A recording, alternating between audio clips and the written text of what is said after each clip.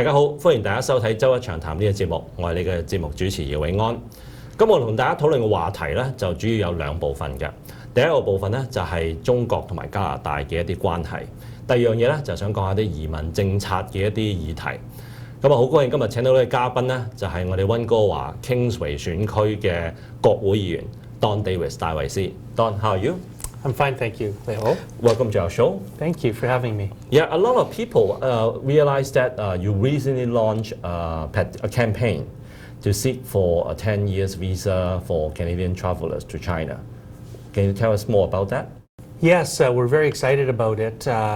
Some of your viewers may know that in November of last year, John Kerry, the U.S. Secretary of State, went to Beijing, where he handed out the very first visa for an American citizen in China. And what the United States negotiated with the People's Republic of China was 10-year multiple entry visas for all American tourists going to China, business people going to China, as well as 5-year multiple entry visas for American students studying in China. Now, we discovered that Canada gives 10-year multiple entry visas to Chinese nationals. Oh, already? We do, okay. Yes. Or for the length of their passport, but up to 10 years. So we found out that for Canadian citizens who want to travel to China, they do not have that privilege. So I have called on the Canadian government to sit down with the Chinese government and negotiate that same benefit for Canadians who want to travel to China.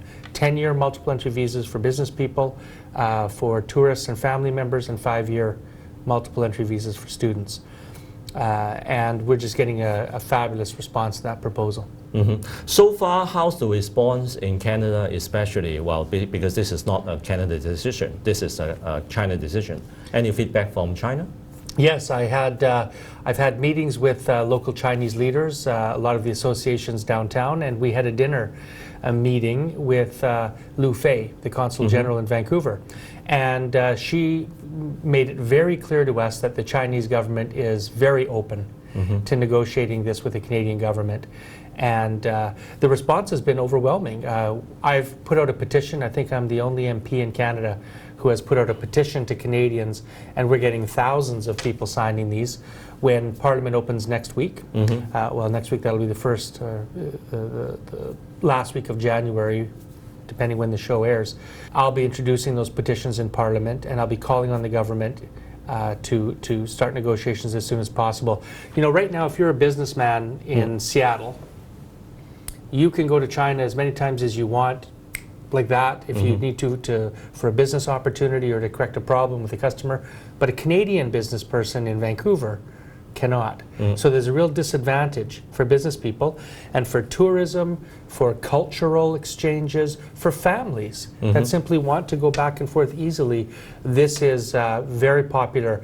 I can't find a single person who disagrees with me, except for some liberals and conservatives, because they know it's a good idea. Okay, well, yeah, thanks for the explanation. You just mentioned that Canada already given a 10 years visa to China's visitor. I think for a long period of time, a lot of Canadians worry about the smuggling, human smuggling from China. But at the same time, we see a lot of Chinese travelers, business people, and also immigrants from mainland China nowadays. It's human smuggling still a problem with China?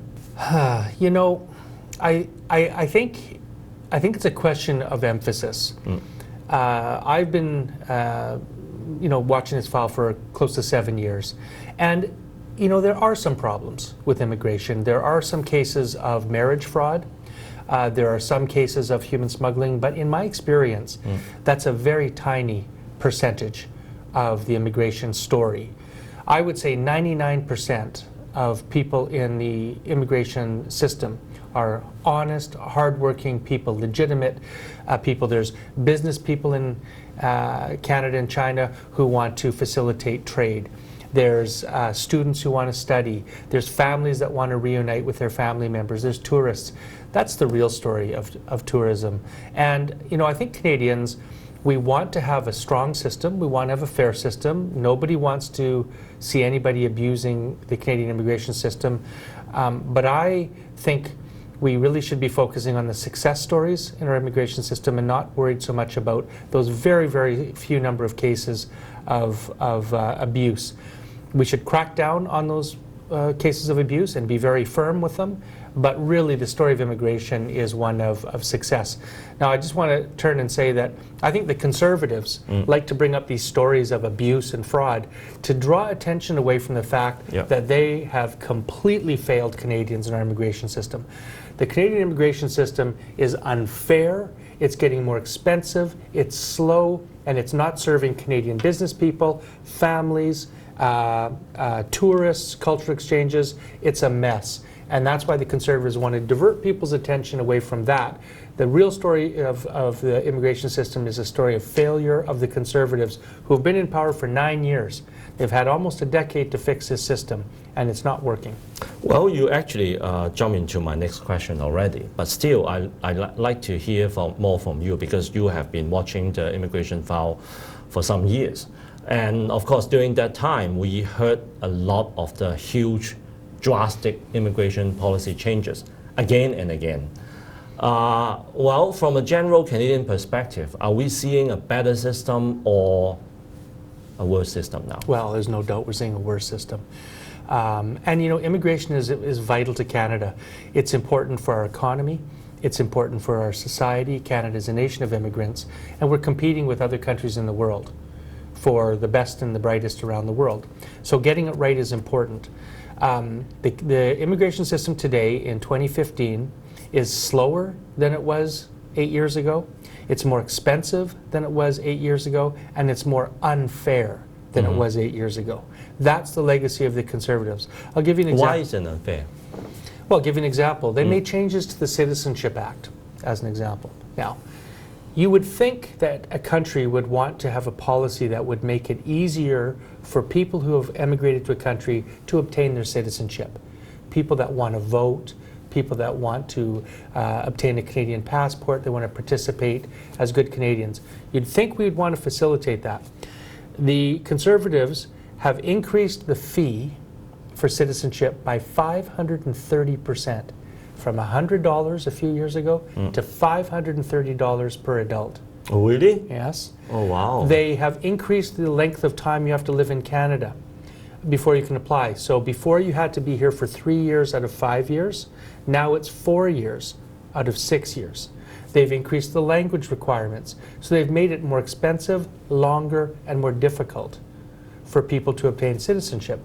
And we asked, like, what's the problem? Like, why would they make those changes?